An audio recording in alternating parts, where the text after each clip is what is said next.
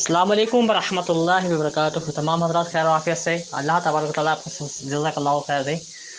तो एक किस्सा आप लोगों की नज़र करूं कि मैंने जैसा कि आपको पहले कहा, मैं प्रेशर कुकर का शोर आ रहा है, माफ़ी चाहूँगा। मैंने जैसा कि आपको पहले भी कहा है कि मैं खौफ़ज़दा बिल्कुल नहीं होता किसी भी चीज़ से।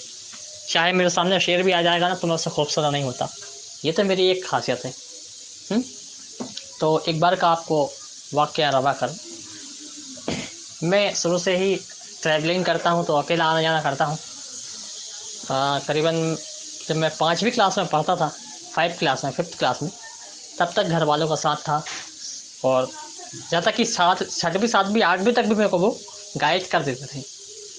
अब उसके बाद 9वीं क्लास से, जब मैं 9वीं जमात से मैंने अपने ताल्लुकात खुद मज़ीद बढ़ाए और अकेला आना जाना सफ़र किया। तो पिपरिया एक शहर है हमारा, होशंगाबाद ज़िले में आता है, डिस्ट्रिक्ट लगता है। तो होशंगाबाद से भोपाल, तो पिपरिया गांव से 100-150 किलोमीटर दूर है।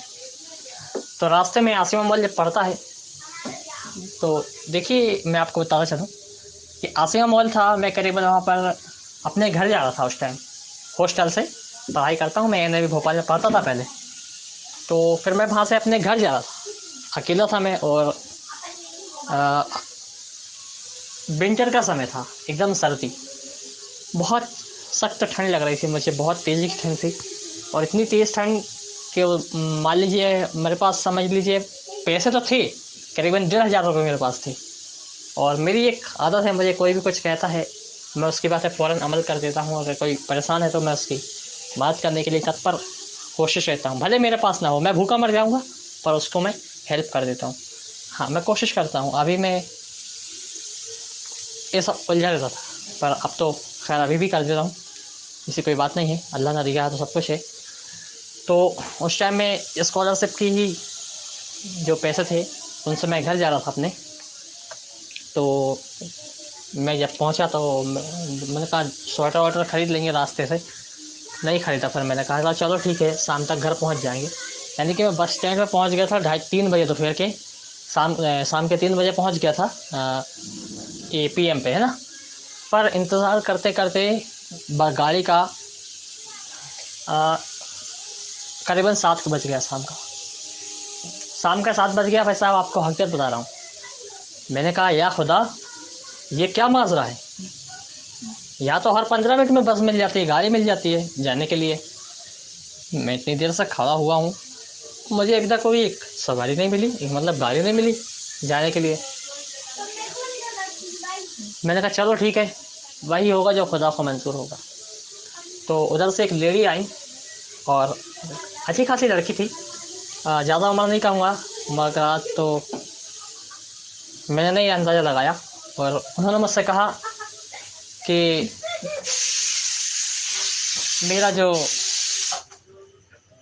पिसर बेटा, मेरा बच्चा जो है, भूखा है। करीबन 2 दिन हो गए, खाना उसने नहीं खाया। उसने क्या कहा, खाना नहीं खाया, मुझे कुछ पैसे दे दो खाने के लिए। मैंने कहा पैसे दे दूँ? मेरी ये आदत इतनी ख़राब है कि अगर कोई मुसीबत सदा होता है ना, तो मैं उसको पैसे देने की बजाय सामान खरीद के देता हूँ। बहुत ख़राब आदत है ये मेरी। क्योंकि देखिए कई तरीके के आजकल मेंबर्स हैं, बाबा भिखारी, जो क्या करते हैं, पैसा तो ले लेते हैं अपन से, 10-20 रुपये जितने लगते हैं, और उसकी फिर शराब पीते हैं, है ना, या नशा करते हैं। तो इस बात से मैं खिलाफ चलता हूँ।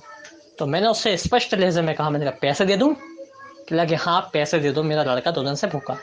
मैंने कहा क्यों भूखा है? कि लगे क्यों भूखा है? भूखा है, उसको खाने को नहीं मिला, मेरे को कहीं काम नहीं मिला, तो मुझे पैसे दे दो, मैं उसको खाना लेके खिलाऊंगी। मैंने क्या सबूत है तुम खाना लेके खिलाओगी? मैंने कहा अपने लड़के को मुझे दिखाओ। सर्दी में तो मैं वैसे भी थोड़ा रहा था, अकाल में सर्दी बहुत तेज लग रही थी मुझे। तो मैं गया उसके साथ, उसने मेरा हाथ पकड़ा। और जब उसने मेरा हाथ पकड़ा, तो इतना ठंडा कि बर्फ़ पे मैंने हाथ रख दिया हो। ताज्जुब की बात है कि एक आम इंसान हो, उसका इतना ठंडा हाथ हो, एकदम बर्फ़ की तरह, से बर्फ़ की सिल्ली पे आपने हाथ रख लिया हो। फिर भी मैंने सब्र शुक्र करके इंशाल्लाह मैंने कहा चलो जो कुछ होगा देखा जाए। अब चले, करीबन उसने मेरे को 20-25 मिनट तक पैदल चलाया। मैं चलता जा रहा और अजीब सी कैफियत मेरे अंदर तारी होती जा रही, ठीक है। अब उसके बाद मैं वहाँ पहुँचा, देखा तो क्या लगा, ये देखा लड़का मेरा ये लेटा हुआ है। मैं लड़के को हाथ से छू कर देखा तो लड़का नींद से बेदार नहीं हुआ, ऐसा लग रहा था जैसे इसको मार दिया हो जान से। लड़के को जब इतनी जम से हाथ रखने, ब्लाइंड के हाथ रखाते तो कड़क कड़क है, जाहिर सी बात है। और तो वो नहीं उठा, नींद से नहीं उठा। मैंने कहा हो सकता है ज़्यादा गहरी नींद लगी होगी, नहीं उठा पूरा, भूख के मारे लग गई होगी। तो मैंने कहा देखो मोहतरमा, मैं तुम्हें पैसे नहीं दे सकता, आसपास में दुकान खोली हो तो बताओ, मैं सामान खरीद लूँगी। कह लगे तुम मुझे पैसे दे दो, मैं खरीद लूँगी।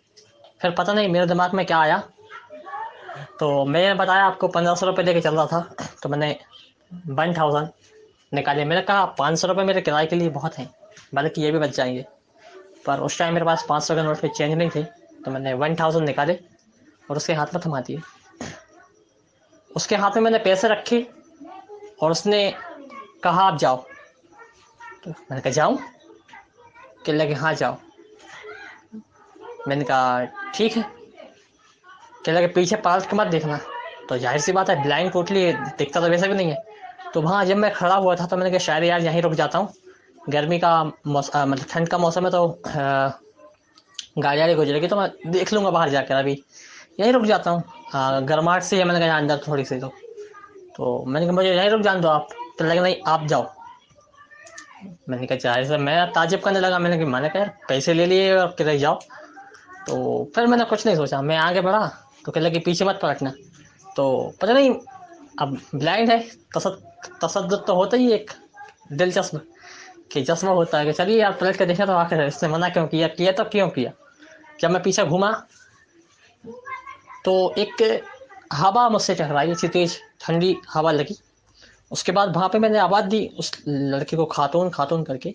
ना कोई खातून थी ना कोई बच्चा था। आखिर में एक आवाज़ मेरे तक आई कि नेक दिल इंसान, तेरा बहुत बहुत शुक्रिया,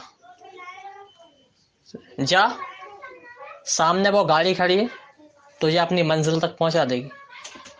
मैंने कहा अरे ये आवाज़ कहाँ से आ रही, बोलने वाला कहीं दिखाई नहीं दे रहा। आप ब्लाइंड से हाथ घुमा घुमा के देखते हैं।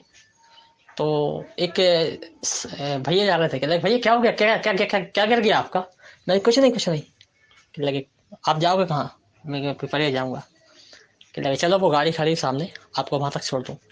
मैं भैया ये बताओ यहाँ से अभी तक कोई एक ही गाड़ी निकली है क्या। कहने लगे भैया 15 गाड़ियाँ यहाँ से जा चुकी हैं, आप कब से खड़े हो मुझे नहीं पता, फिर भी चलो मैं आपको गाड़ी में बिठाता हूँ। उसने मुझे गाड़ी तक छोड़ा। तो फिर मैं गया अपने गांव, आ गया, ठीक है। अब उसके बाद मैं फिर एक बार की आपको बयां करूँ इसी पे। तो ये वाक़या अभी यहाँ समाप्त नहीं होता है, ख़त्म नहीं हुआ। उसके बाद मैं घर पहुँचा तो फिर कुछ ऐसे समय आ गया था मेरा कि मैं अपने दोस्त यारों के साथ रह रह करके गलत उसमें पढ़ने लगा था।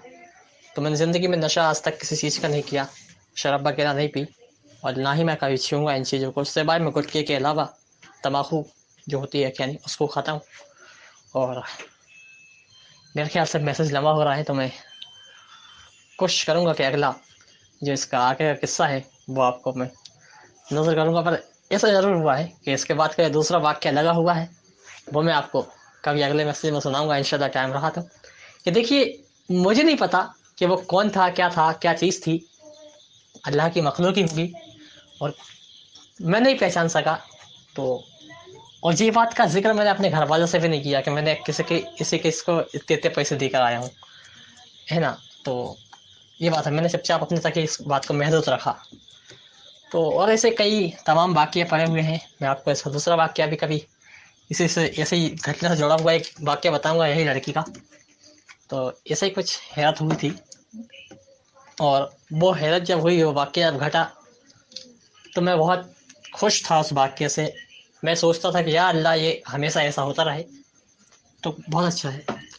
चलिए फिर मिलते हैं नेक्स्ट मैसेज में। खुदा हाफिज़।